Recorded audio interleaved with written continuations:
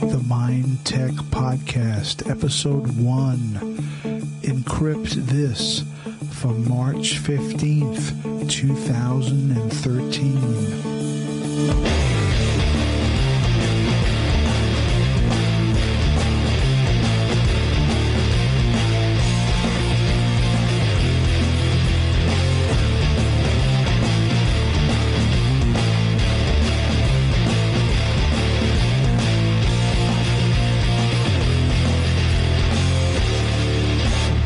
Hello and welcome to the Mind Tech Podcast. I'm Gareth Davies in Los Angeles, California, and I'm joined by Joe Ressington in London. Hi, Joe. Hey, Gareth. How's it going? It's going good. Here we are with a brand new show, a brand new tech-orientated show, the Mind Tech Podcast. This will be your weekly dose of tech, privacy, security, and, of course, conspiracy. How could we forget conspiracy? Each week we'll talk about the latest tech news and the continued threats to internet freedom. It's a little strange that we even have to say that. What do you think, Joe? Well, yeah, I mean, the web and the internet should be free, and it always was, but it increasingly is less and less. So hopefully we can contribute towards it staying free. Exactly. Governments are desperately trying to chip away at this freedom. They want to control it. They want to manipulate it, and they want to see everything that we do on the net. And I, for one, I think you'll agree, Joe, am not a fan of this course of action. Being involved in the internet from its earliest beginnings, a free and open internet is vital to freedom from being outside of cyberspace as well as being involved in it. Yeah. And I was just going to say, it's not only governments, it's corporations, almost more so corporations who are trying to, crack down on freedoms, I would say. Absolutely. All right, let's talk a little bit about who you are. You're new to Mindset Central. Let's give us a bit of background and what you do in as far as computers. Well, as you might hear from my accent, I'm from London in the UK. I've been using computers not actually that long, really, only about 10 years. Got into it through making music because primarily I'm a musician, and started using Windows machines and had to learn to fix them pretty quickly. Yep, as you do. And then, graduated to Linux and still use Windows for making music because that's how I learned to do it. But mostly for my day-to-day computing, I use Linux, Ubuntu Linux, which is a derivative of Ubuntu. And yeah, I'm the guy who all my friends call when their computer goes wrong, pretty much. No, that's awesome, and we're in the future we're going to have a Linux specific show where we're going to talk about what is Linux, where it came from, and what you would need to do to create a pretty awesome Linux rig yourself, running it at home. And one of the beauties of Linux, well, there's two great things about Linux. Not only is it incredibly stable and powerful, it's also free, and you can't beat free, right, Joe?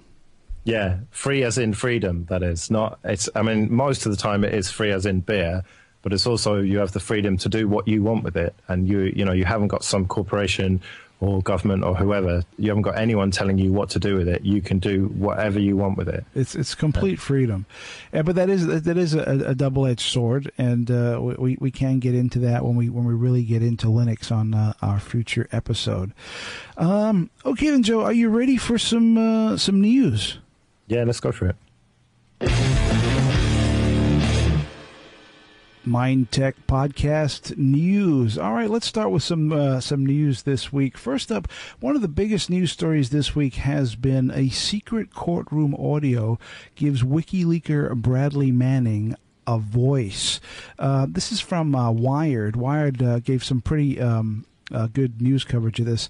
It turns out one of the journalists or activists attending Bradley Manning's guilty plea last month was wearing a wire. Despite onerous Army rules prohibiting the recording of the Manning hearings at Fort Meade, Maryland, the recently formed Freedom of Press Foundation published an anonymous sourced audio of Manning's full plea on Tuesday, allowing the world for the first time to hear the crisp voice of the 25-year-old Army private as he details his leaking of thousands of Army field reports and 250,000 State Department diplomatic cables to WikiLeaks. Now, Manning has been in prison without a trial for a number of years now because of his involvement with WikiLeaks. And what I'd like to do, I'd like to play a little snippet of the audio of Bradley Manning that was obtained covertly and then published anonymously. So I'm just going to play a minute or so of this, and then we'll really get into what's really taking place here with Bradley Manning. All rise. Please be seated.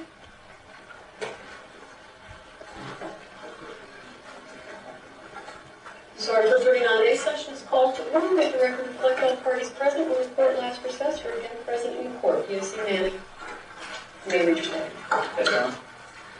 I wrote the statement in confinement, so I'll start now. Following facts are provided in support of the Providence Inquiry for my court-martial, United States versus PFC Bradley E. Manning. Personal facts. I am a 25-year-old private first class in the United States Army, currently assigned to Headquarters and Headquarters Company, HHC, U.S. Army Garrison, USAG, Joint Base Meyer, Henderson Hall, Fort Myer, Virginia. Prior to this assignment, I was assigned to HHC, 2nd Brigade Combat Team, 10th Mountain Division, at Fort Drum, New York. My primary military occupational specialty, or MOS, is 35 Foxtrot, intelligence analyst. I entered active duty status on 2 October 2007. I enlisted with the hope of obtaining both real-world experience and earning benefits under the GI Bill for college opportunities. So basically, Manning right there is just giving a brief background of who he is, where he came from, and how he got involved in the U.S. military. Now, what's interesting is that Manning leaked in, I think it was either May or June of 2010, a number of memos and material from databases to WikiLeaks. And then from July 2010 up until today, he's been incarcerated without a trial or even legal representation. And what I find interesting about this clip is that, okay, he's finally getting his day in court, is that they're talking, they're speaking away like they're taking care of a parking ticket here. Like, yeah, that did strike me that it's like this is like, okay, very mundane for such a big thing. Well, I was illegally parked on June. I mean, please. I mean, this guy has been in prison for 2, maybe 3 years with no charges whatsoever, and nobody is raising an eyebrow, which I find pretty disturbing. What do you think?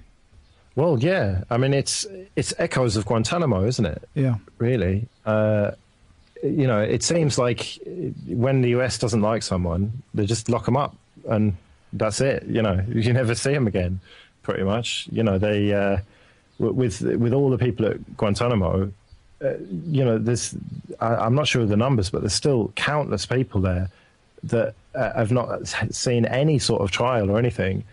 And the same with Bradley Manning. It's they decide that they didn't like him, and so that's it. This is a very slippery slope. When a government is allowed to kidnap citizens, whisk them away for indefinitely, kind of under the cover of darkness and privacy. This does not bode well for the future of that country and or government. It really does harken back to, you know, the days of Soviet Russia, Nazi Germany, the socialist regime in Argentina, where literally if you spoke out or said something wrong in the middle of the night, you're just taken away. Yeah, I mean, it sort of ties in a little bit to what's going on in this country, where you can be arrested and imprisoned for saying things on Twitter and Facebook. I mean, yeah, granted, the only people who have been arrested have said some ridiculous shit, like racist and, you know, horrible shit, but it's still talking about things on the internet. And, you know, this guy he's not killed anyone, he's not done anything. All he's done is release some information. Well, in regard to the United States law, a law that's been around a lot longer than the internet, and it's a law that he has broken. Okay, he did leak secret information. Now he leaked that information because he had a conscience, and what he discovered he did not agree with.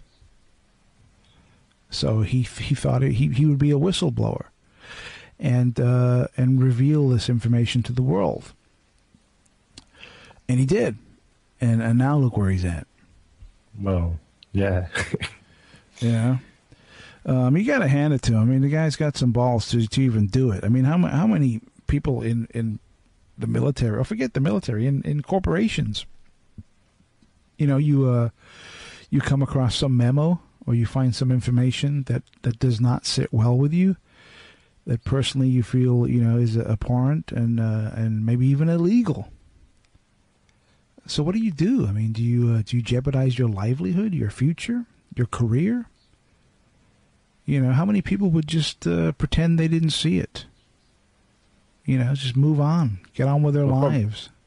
Probably more people now with this. Yeah, you know, all this happening. Who's going to do it? As you say, it's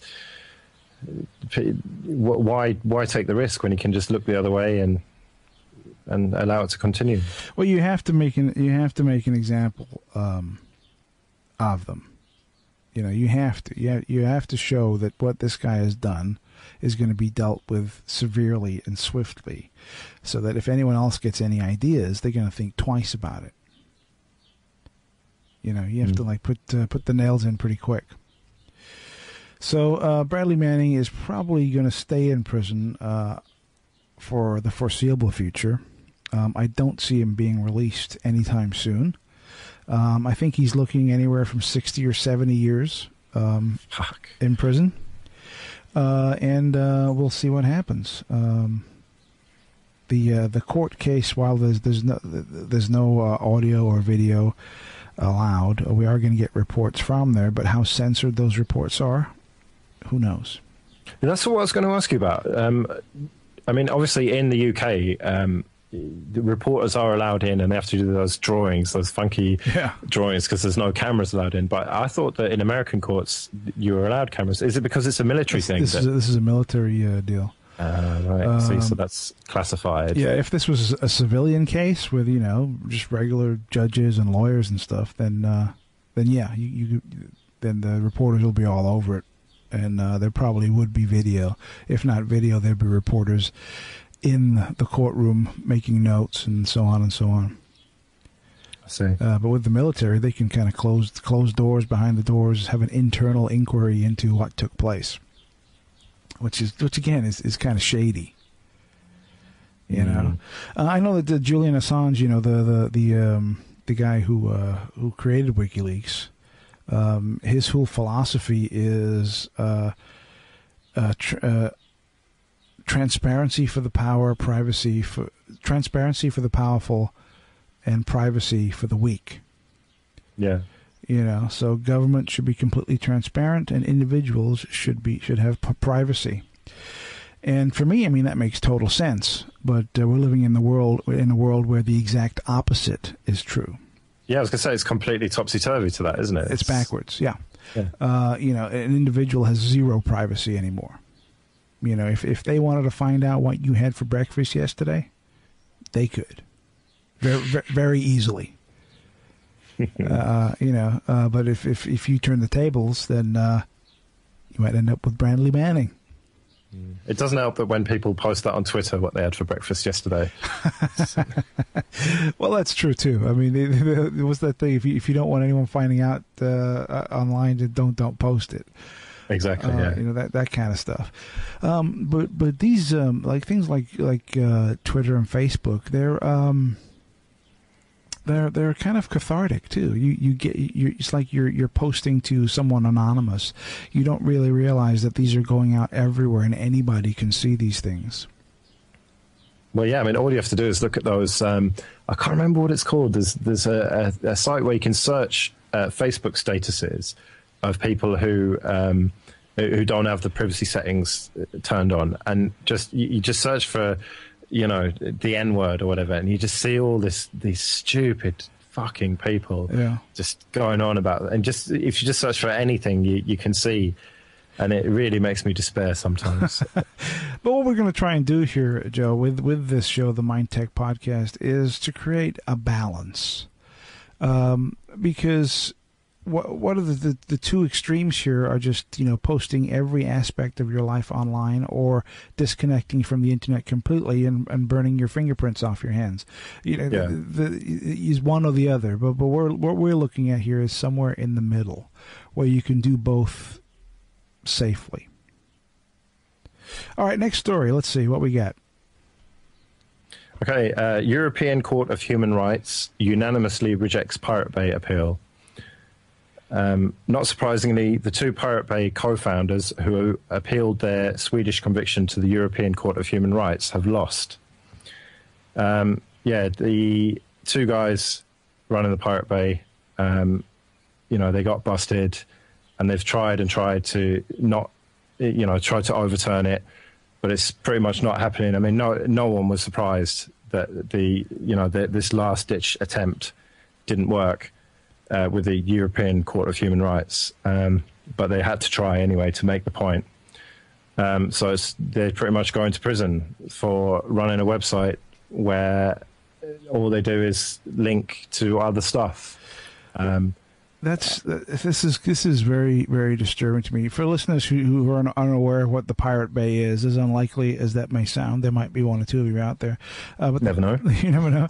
The Pirate Bay was and still is a website where you can go there and search for, I don't know, pretty much anything, right, Joe? You can search for music, movies, software, you name it. Yeah, it's on books, there. Books. And anything that you can digitize, you will be on there pretty much. But the thing here is that even the site itself is not trading in illegal software, movies, whatever the case may be. They're not. It's even though it's called the Pirate Bay, the site itself is not actually trading in pirated wares, so to speak. Well, that's kind of a grey area. Well, I mean, with the mega upload fiasco that happened about a year ago. They were actually hosting, you were downloading movies and music from servers. Mega Upload servers. Right. So that was it was a little bit less of a grey area because, you can shut them down and then that content goes away. It's not on, you can't, your average person can't just download it. Whereas on the Pirate Bay, the Pirate Bay servers aren't actually hosting anything. They're just hosting links. In the same way that Google doesn't really host stuff. You search for Google and then you link to another site and then you get your content from that other site. And that's exactly how it works with the Pirate Bay. So why isn't the founders of Google going to prison for the same thing? Because they've got a fuckload more money, pretty much. But you know what I'm saying? I mean, you don't need the Pirate Bay to find torrents. You can literally go to Google. Yeah, and search for the torrents and be very successful and find everything you need. You don't have to use the Pirate Bay. So the exact same argument that's used against these two guys from the Pirate Bay can be used against Google. Yeah, well, I mean, in some newspapers, well, I say newspapers, news websites have attacked Google for saying, look, you're just you're republishing our content and you're making money from it with your adverts. You're basically stealing our content. So, I mean, people have tried with Google, but it's, it's like David and Goliath, isn't it? Like, the Pirate Bay, although it's the most popular torrent site, it's still, small fry compared to the likes of Google. Yeah, that's true. The Google's billions and billions of dollars can get them very, very, very good lawyers to fight whatever lawsuits are placed against them. These two guys who created the Pirate Bay, probably not. Now, do you know how long they're going to go away for? Well, originally they were looking at a year, but then it was reduced to between 4 and 10 months. So it's, they're not looking at hard labor. They're not going to be breaking rocks in shackles for the rest of their lives. But it's, they're still going to be looking at time inside. Yeah, this does not sit well with me at all. Whether it's just a couple of months or whether it's just a couple of hours, these guys are not doing anything illegal. Well, yeah. I mean, as someone who runs a website yourself, I mean, you must kind of be wary of that. I certainly have, with various forums and stuff that I've adminned, that you're thinking, you're always on the lookout. Well, hang on, if someone's linking to a site that then links to somewhere where you can download a movie or an album, whatever, then should I be deleting that? Or, it just sort of spreads paranoia amongst the web, which can just that can never be a good thing. Well, the thing that gets me with this, though, it ties into the whole copyright nonsense that we're involved in right now, where it's like, old world copyright rules battling new world technology. Like the music companies would love to go back to an era of CDs and records, right? Because they would record the music, they'd distribute the music, and they'd get all the profits. Now that business model has changed significantly because of the internet. And the laws that were created to protect that content are still firmly entrenched in the days of CDs and records, and not in today's digital economy. So, well, yeah, I mean, that's why the whole content industry, be it music or movies or whatever, are pretty much failing, and they're either having to change to new things like with iTunes, where they make a lot less money and Apple makes a lot more money, or Netflix, where everyone's making a little bit less, but it's kind of a move towards that on-demand. I pay a subscription so much per month, and then I get access to everything that's out there. It's a little bit like a new technology being available, and instead of the new technology changing the law is trying to change the new technology. Because this happened with the video recorder in the late 70s, early 80s, when VCRs suddenly became mass produced and came to a certain price point where regular humans could purchase one, right? And they weren't like hundreds of thousands of dollars. There was just a couple of $100 for a VCR. The movie companies went out of their fucking minds. They lost their minds with this shit because they figured, well, that's it, we're done.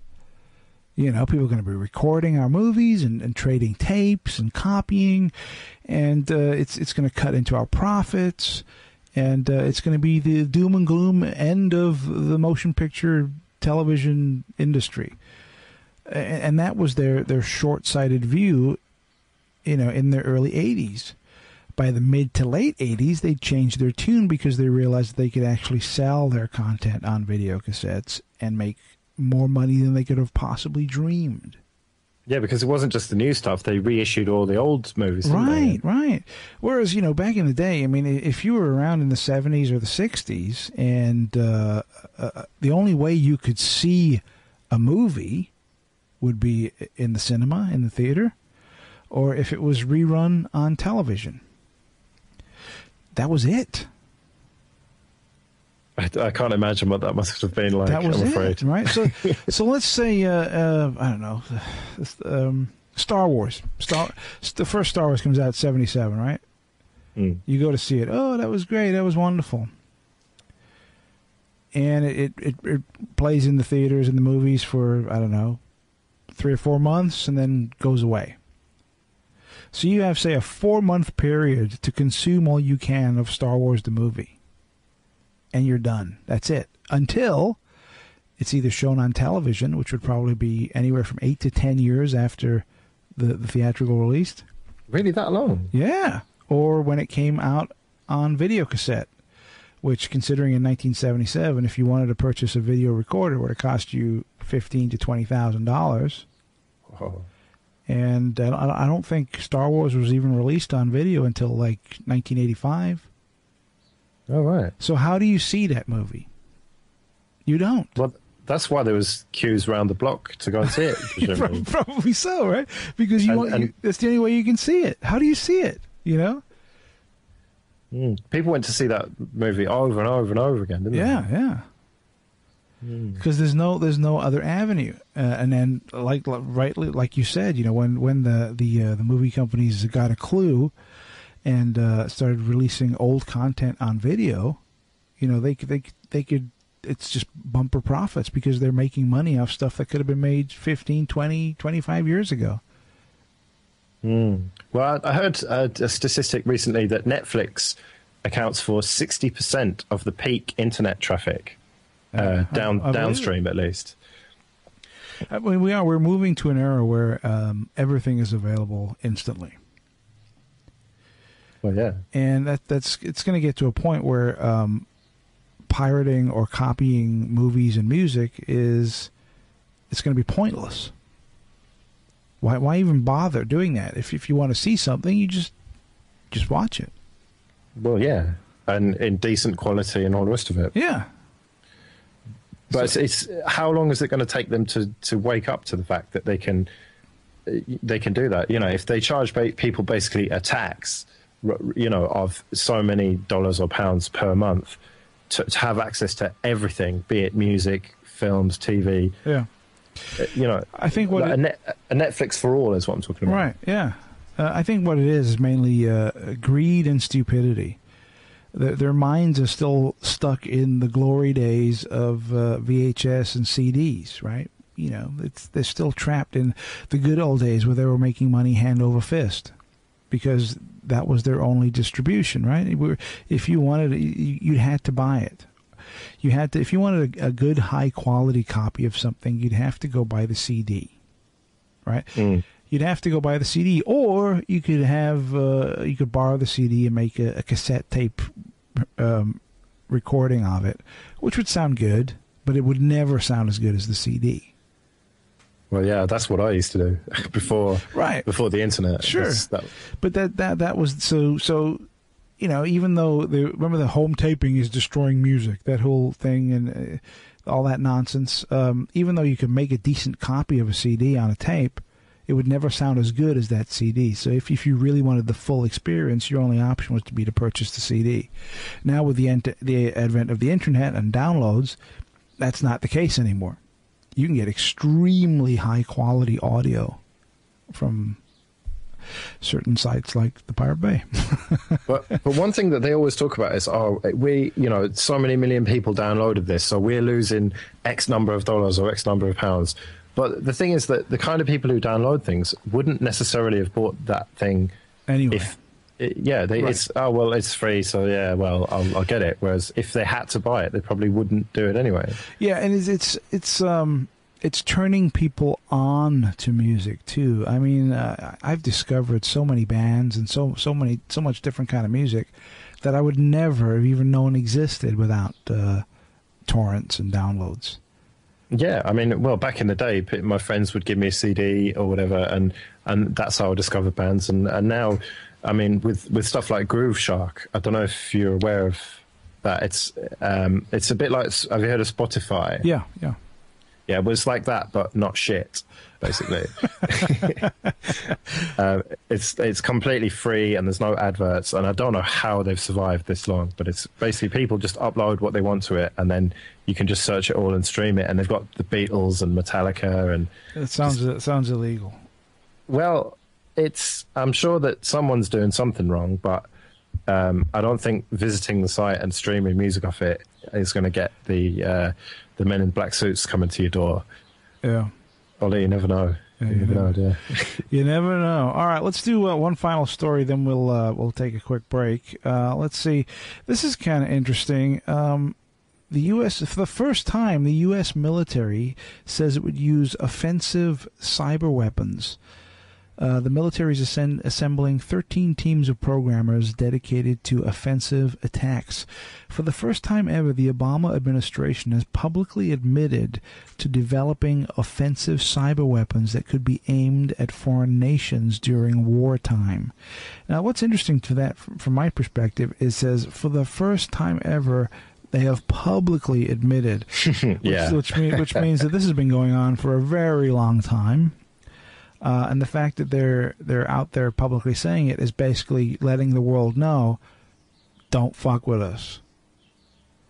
Well, yeah, I mean, there's been stuff like Stuxnet, which was a big, high-profile thing against Iranian industry. I can't remember. I think it was power stations or something. And it was the level of malware, you know, the virus or Trojan or whatever you want to call it, the level of the code. There's no way that some, 13-year-old in his mother's basement came up with it. This is definitely state-sponsored stuff. Sure. And this shit has been going on for, probably as long as the internet's been going on. Well, the fact that this story came out the exact same week as the stories concerning China hacking is not a coincidence from my perspective. No way, yeah. The United States has basically told China, the White House, there's another story where the White House has asked China to stop hacking, enough with this, cut it out. And then a day or so later, we get the news story that they would use offensive cyber weapons against foreign powers that are up to no good. What they're doing basically is creating a kind of standoff. All this hacking that's been going on, the Chinese hacking us, we're hacking the Chinese. This is nothing new. This has been going on for a very, very long time. But it's as if it's getting to a point now where a line is being drawn in the sand. That's basically saying, okay, all right, we know what you've been doing. Fair enough. Enough is enough. You need to stop this shit ASAP, or there's going to be issues. Well, it's a new Cold War, isn't it? It's the new cold cyber war. It's they've been sort of poking at each other and giving each other a little dig here and there. But it's you're wondering, is it going to get to the point where the US or China or another power that we don't even know about launches a serious attack that cripples the infrastructure of a country. And there was a story, it must have been a couple of years ago now, or at least a year ago, where the US came out and said that they would be willing to launch a conventional attack in response to a cyber attack. And I think that this definitely ties into it. Basically, the bottom line of that was, if you do a big enough hack on our infrastructure and fuck us up, then we're going to bomb the shit out of you. Yeah, it all boils down to how bad the offense is. It's it's a little bit like being at work and fucking up, right? You can either get told off by your boss, or you can get an official, written complaint, or they can let you go. Yeah. And it's the same thing with this. Are you going to be let go, or are you going to be given a warning? So it's the same kind of thing. But do you think the United States or other powers have software or some kind of virus or some kind of covert cyber weapon that could, say, shut down all your communications or turn off all your power? Well, it's a good question, isn't it? Because on the one hand, you think, well, if they had it, they would have probably used it by now. But on the other hand, if they did something as serious as that, you're looking at all-out war, conventional war with bombs and potentially even nukes. So I don't know. Maybe they've got it in their arsenal. It's it's like they've got that huge nuclear arsenal, and they've only used it those couple of times, and that's sort of created a standoff. And maybe, I mean, there's probably cyber attacks going on that we don't even know about. Oh yeah, yeah. I mean, we hear about the stuff on corporate on the corporate level, where it's or even the civilian level where it's fucking up power plants or whatever. But they must be attacking each other's military servers and trying to do damage there. And obviously, neither side is going to tell about that. Right. So who knows what? Well, it depends on the level of severity. If a foreign power were to hack into a defensive or some kind of military computer system and cause enough damage where it would make the military look foolish or irresponsible or incompetent, it would not make the news at all. Yeah. But if it could be used to their advantage, like this, to kind of draw that line in the sand, because now that they've outed these cyber weapons because of the Chinese hacking, it can be shown as this is legitimate. We have we're putting together a team of these offensive weapons because of what's been taking place. So it's like the Chinese have given us the excuse to come out of the cyber closet, so to speak. Yeah, I mean, this has been developing for well over a year. Yeah, I mean, and I think it's going to continue to rumble on, and we're going to see developments in it, and it might come to a head, or it might be just a long-term Cold War where they kind of keep throwing this back and forth, and prodding at each other. So it's one to watch. I don't know. It could go either way, I think, but it's definitely not going to go away. I know that much. No, absolutely not. Well, speaking of going away, let's us go away for a minute or two, and let's have a quick break.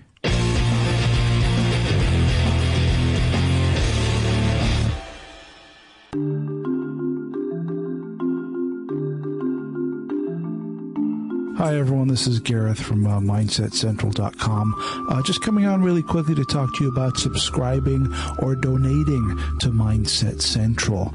Right now, we average about 17 brand new podcasts a month on Mindset Central, and that's for free.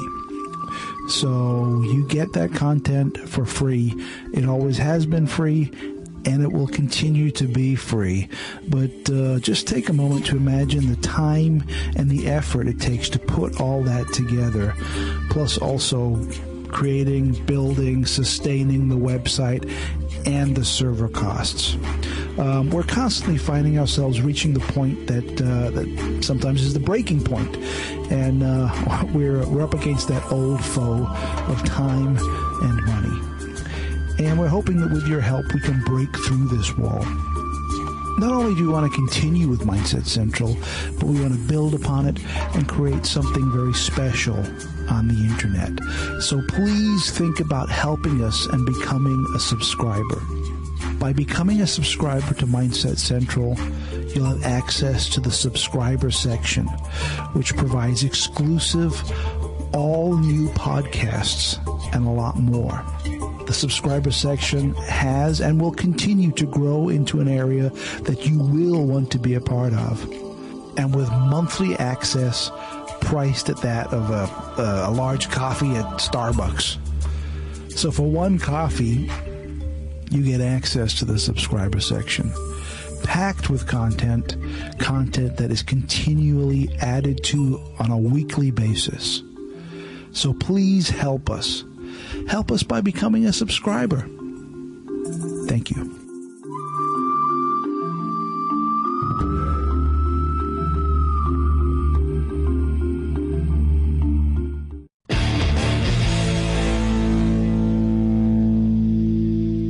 And we're back. All right, I hope everyone is enjoying the MindTech podcast so far. This is the second half of the show where we get into something in depth.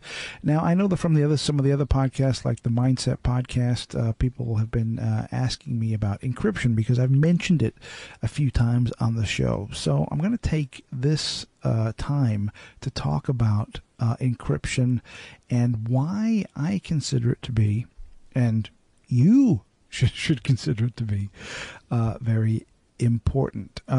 So I'm going to get Joe to chime in occasionally during this conversation, but I'd like to start off by telling everyone how I got into encryption and where it all came from. So in the the mid-1990s, I was really getting into computers in a big way. And I was running an operating system called OS2. I started with OS2 2.1, then went to OS2 Warp, and eventually ended with OS2 5.1 before it all went to shit. And I moved from OS2 to another platform. I was never really a Windows user throughout all of the 1990s. I would have to use it at work and things like that, but at home I would be 100% OS2. I wouldn't fool with Windows at all. But how it all began for me was a friend of mine in the mid-1990s. I used to work at a record store, and there was a section in the record store called the classical section, where we had this huge big room packed with CDs, and all the CDs were classical music. And I was never a fan of classical music, and I'm still not really a fan of classical music now. But the guy who used to run that department, he was a cool guy, and I would go back there and talk to him every once in a while, and he was into computers. And we were talking about surveillance, as you do, and he mentioned encryption, where you could encrypt your email and encrypt your files. And I said, well, tell me more. And he told me about PGP, which stands for Pretty Good Privacy. And I was very curious about this. And he said, I have a magazine at home which tells you all about it. I'll bring it in.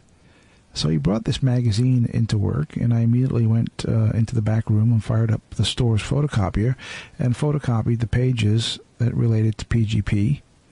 And then over the next few weeks, having read the article, I decided to devour all I could in regard to encryption and how it works and why we should be using it. So I downloaded the PGP application for OS2, got it working, created my own private and public encryption keys. Then I spent some time trying to convince my other computer user friends to use encryption, but which failed abysmally. So essentially it was just me using encryption, which was cool, and I learned a lot, but it wasn't really productive. And that was the beginning of my encryption lifestyle, I guess. Now, Joe, tell me about, have you used encryption at all? I mean, I know you're a big Linux guy, and I think Linux comes with GPG pre-installed on pretty much all, well, I would say most, if not all, distributions. Yeah, well, it is. It's something that is very easy to do in Linux, but it's not something that I've ever felt the need to get involved with, really. I don't know why I've never needed to encrypt my stuff. I suppose because my paranoias lay elsewhere, I suppose you might. Well, yeah. Say. But one thing I was going to say, you talking about OS2 and back in the 90s and all that. Recently, I was born in the early 80s, and I've been feeling a bit old, but I've never felt so young as when you were talking about that. So back in the 90s, what were you using as far as computers? Well, in the late 80s, when I was a little kid, I was using an Amstrad. But in the 90s, I was playing games on an Amiga and then a Mega Drive. And no, it wasn't until probably the late 90s that I actually I remember got into proper computers and all that. Yeah, I remember the Amiga. Well, see, my computer back in the day, and this is going to date me, was the BBC Micro, which was we had them at school, when I was a really little kid, yeah. That was my in the mid 80s. That was like my second computer that I ever owned was a BBC Model B. And show you how mental I am as far as computers. But about 3 or 4 years ago, I actually bought one on eBay and had it shipped to the United States. And I got it working and everything. I bought a monitor for it. I hooked it all up. I got a power converter to convert the 110 to 240 volts. And oh yeah, got the floppy disk drives on it, and I got the thing working. You know, you could have just done it in an emulator in half an hour.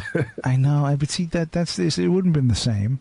Yeah, it's not the same. Yeah, but it was like it really did illustrate to me something very important about life, and that is the feeling you get of wanting something is always better than actually having it. Well, it's completely off topic, but all my life, from when I was a young teenager to a couple of years ago, I wanted a sitar, which is an Indian stringed instrument, a bit like a guitar, but not really. And it's got a really cool sound. It's played in, well, I mean, the Beatles made it famous with Norwegian wood and all that. And I really wanted one. And it sounds like this.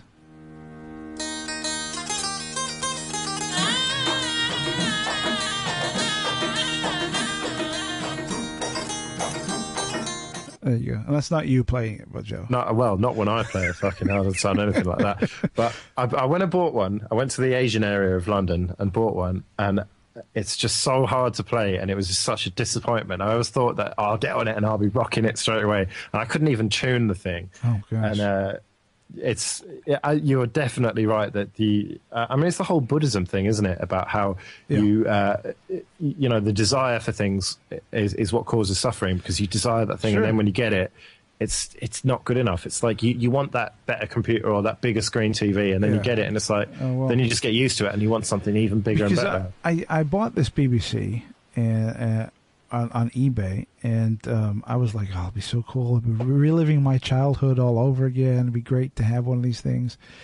And, I had it shipped over when it arrived. I was so happy, and I unplugged, set it all up, got it working. I remember this keystroke and then blah, blah, blah, and got it all working. And for the first maybe, 2 or 3 days of having it, I was in heaven. And then a week later, I put it all back in the box, and it's been sitting there ever since. It was like it was cool for a day or two, and then that was it. But we've got off topic. Get back onto encryption. We did. We got. Okay. Tell me how do I do it now then? If I'm just your average computer user. Okay, so what encryption does is you create yourself a key, 2 keys. So you have a public key and a private key. The private key will always remain on your system, and you will share that with no one. The public key, however, can go anywhere. You could, you can post it anywhere on the internet, in any forum, anywhere at all. It's totally fine. But so you have the 2 keys. One key is used for encryption. One key is used for decryption. So the secret key, the private key, is to decrypt the file. The public key is to encrypt the file. So when you publish your public key anywhere, anybody can take that public key and encrypt a file or an email or whatever the case may be. And once they've encrypted that file or the email, the only person on Earth that can decrypt that file or that email and read it is you, because you have the private key, the secret key, that you can use to decrypt the file. So let's just say I had a text document, and I wanted to send that to you, but I only wanted you to read it. Now, if I had your public key, I would use that public key to encrypt that text document. So once that text document is encrypted, I cannot open it anymore. And if I do and I look at it, it's just garbage. Just a bunch of letters and symbols, meaningless. So if I email it to you, when you get that text file, you can then decrypt it and read it, no problem whatsoever. Now here's the beauty of it. As you know, when you send things over the internet via email or post them, anybody can intercept that email. Anybody can intercept that post or view that post and read it. It's trivial, very simple to do. But if that file is encrypted, the only person that can decrypt it is the person with the private decryption key, and that's you. So even if your emails are being monitored, even if your emails are being intercepted, all they're intercepting is just garbage. Nothing can be done. It's worth interjecting at this point, though, that nothing is uncrackable, and given enough computing power, that anyone who intercepted it could read it if they really, really wanted to. True. Right. But I mean, that's absolutely true. I mean, if you have, the vast resources of a government or the NSA or something targeting your encryption, chances are they're going to be able to decrypt it. But even if they cannot decrypt it, let's just say the algorithm that you're using is just too powerful and they cannot decrypt it, well, there's other ways of doing it too. They could kidnap you and threaten to, cut your balls off and feed them to you unless you gave them the password. And that will be a lot easier and faster than using a supercomputer to try and brute force the encryption key, because 9 times out of 10, if you're faced with that kind of odds, you're going to give them the password. Right? I mean, so what we're saying basically is that you're just putting a giant pain in the ass in the way of them. Exactly. It's going to be a hassle, right? Whereas right now, if you're sending plain text, it's trivial. It's easy. It's the easiest thing in the world. If they want to read your communications, it's child's play. Whereas if it's encrypted and they want to read your communications, they're going to have to work at it. It's not going to be easy at all. It's going to be a massive pain in the ass to do it. And then they got to kind of weigh, well, who is this guy? How important is it? What's he sending? Do we really need to see that? Is he just sending a message saying, hey, don't forget to buy milk tomorrow? Or is he sending some top secret information, government stuff that we really need to get our hands on? So, I mean, email encryption is probably what a lot of people would be interested in. So, I mean, how easy is it to set up with something like Gmail or Hotmail, the standard email services that people use? Okay, so for a web-based client, if you're doing most, if not all, of your email via a web interface, I don't believe there's a way to encrypt on the fly. Okay. So what you would need to do is, as I mentioned earlier, you open up a text document, write your email, Dear Joe, blah, blah, blah, whatever. And then you'd, what I do in a situation like that is I'd write the email, I'd highlight the email, Command A, highlight, and then I'd go to encrypt. I'd copy the text. So you do Command C to copy it to the clipboard, and then I'd encrypt the contents of the clipboard, and then I would paste that content into the web interface for the email. And so how do you do that encryption? Is it just a do you have to open a separate program to do that on the Mac? Or no, it's all because the Mac has services running, and you can set up encrypt and decrypt the clipboard on the fly.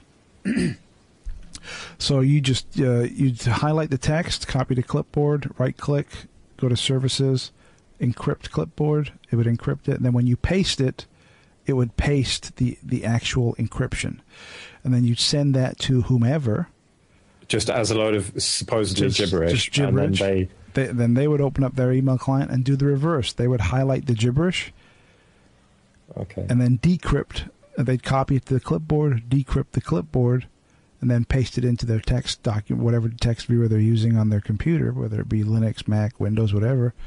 And when they paste it, then it would be, "Hey, Joe, did you get the milk?" Or, then it would be the actual text. By the sounds of that, then, you don't use web-based email. You use, on Windows it's Outlook, on Mac it's Mail. Right.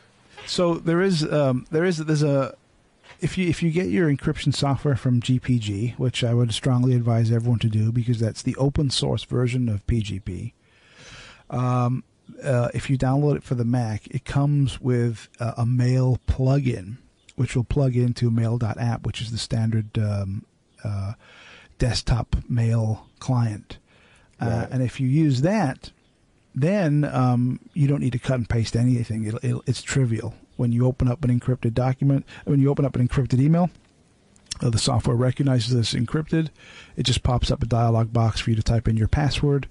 Type in your password, and it decrypts it instantly. Okay. I mean, presumably a similar plugin will be available for Thunderbird. Yes, absolutely. Yeah. Right, okay.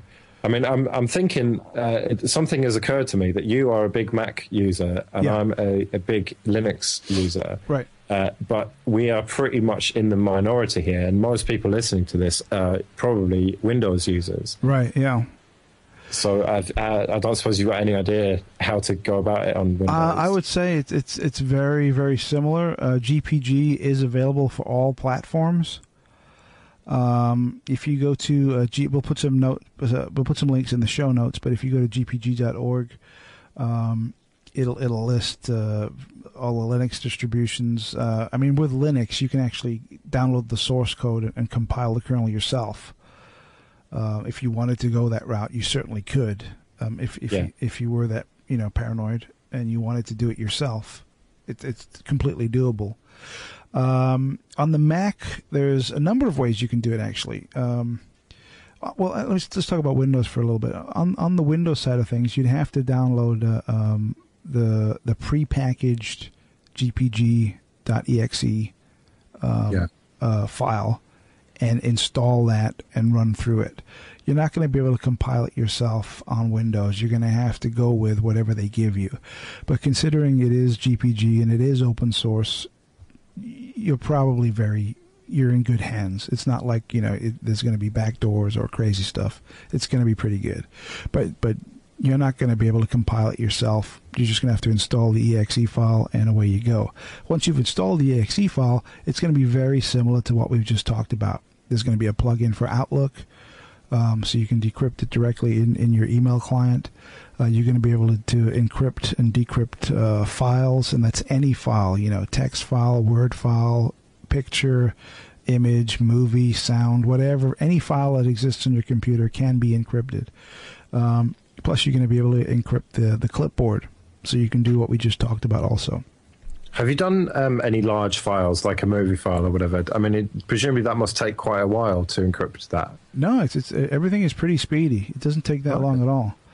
And it just spits out an encrypted version of the file, and you can direct where you want the file to come out, whether you want to, on your desktop or a specific folder, whatever the case may be. What I was going to say was with the Mac, there's two ways to get PGP or GPG on your system. The easiest, most straightforward way is to download the GPG tools image, gpg.dmg, from the GPG website. When you install it from there, it just walks you through it. It's a graphical installer.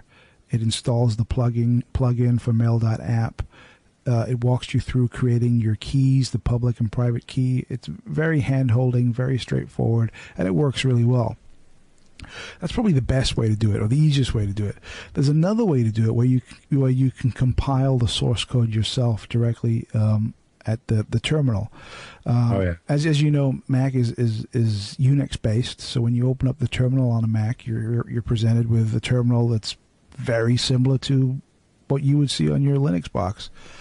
And you can actually there's a number of package managers that you can download and install for the Mac. And we really get into installing Unix on Mac, maybe on a later show. But one of the ones that I use, one of the most popular ones, and it's the best supported, it's called the Homebrew package manager.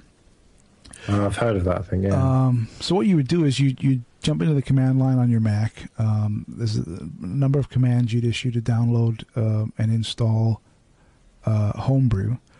Once Homebrew is installed, then all you would do is just type brew install GPG. And then that's very much how Linux works. Yeah, then it would just go out there and find all the packages and the dependencies and whatever the case may be.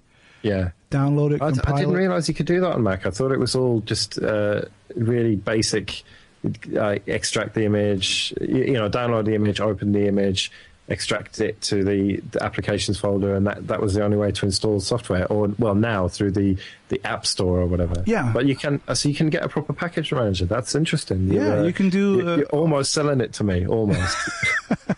Yeah, and then it downloads all the dependencies, and then when it's done, then when you're at the terminal, you just type in GPG, and you're good to go. So yeah, it works perfectly. So those are the two ways that you can get GPG installed on the Mac. On the Windows, you're going to have to go with the GPG exe. With Linux or Unix, most Linux distributions will come with GPG pre-installed, ready to go. So all you would need to do is open up the terminal, type GPG tech H, and it will give you the list of the commands that you can use, and you're ready to go immediately. Now, on Linux, you're probably still going to have to go and get the Thunderbird plugin for your mail, or whatever mail client you're using. Get the plugin so you can work directly with your mail client, or you could just do it directly from the command line. It's it's just whatever floats your boat, whatever's easiest for you to work with. Yeah. I mean, the thing is that I'm so locked into Google's, whole infrastructure now that I couldn't consider using a mail client because it's, on my phone, I've got two different laptops, a netbook, a tablet, a desktop, and I want all my mail all the time and easily searchable. I mean, obviously, you're completely knackered without an internet connection. Yeah. But provided I'm connected to the internet, I've got all the mail from, whenever Gmail started, I got invited a few months into it. So, I've got years and years of email that I can just search instantly from whatever device I want to from anywhere in the world. So if you're going to be primarily using the web interface for Gmail, now, see, there's a number of from on the Mac's point of view. There's an application called MailPlane, and MailPlane is it's an application specifically tailored for Gmail. So what it does is, even though it's its own application, when you fire it up, it replicates the Gmail web interface in the application. So I don't know if there's anything like that for Linux, but what this application does, it gives you all the power and versatility of a desktop app, plus all the power and versatility of the web-based app combined into one. But what you would need to do if you were going to use GPG to send and receive email is that you'd have to use the encrypt or decrypt from the clipboard. Yeah. To get it working for you, unless you fired up Thunderbird and got the plugin, and then you could do it that way. There might be possibly Firefox extensions. That's very true. Yes, that's something you might want to look into. I'll have to look into that. Yeah. Firefox or Google Chrome. I know that they definitely have a lot of plugins that you can put in. So yeah, there probably is actually. If you were to look for that, then there's probably going to be some kind of GPG plugin that you could use to make it a lot easier.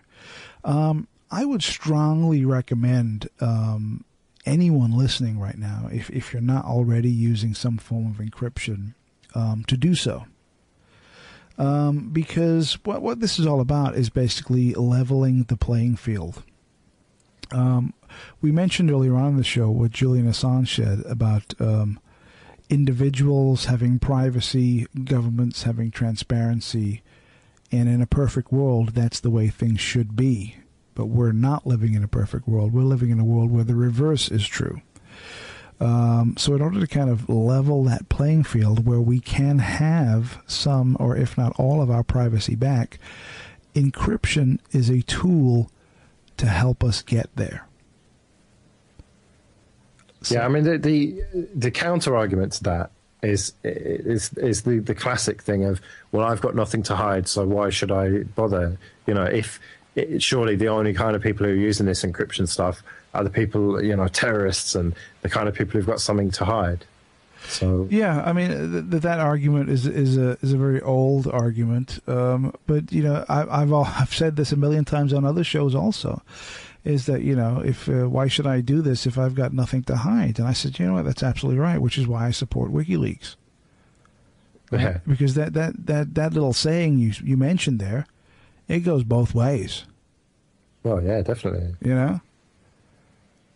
Well, I mean, that's why I'm, a real advocate of open government and just open data generally, and people using free and open source software, and all government data should be published in open formats that anyone can read without using paid for and proprietary software, and also obviously all these so-called military secrets and all that should be done away with as well.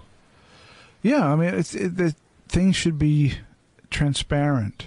In a fair and a just society, we shouldn't have to worry about what goes on behind closed doors. We shouldn't have to fear what the government may or may not do.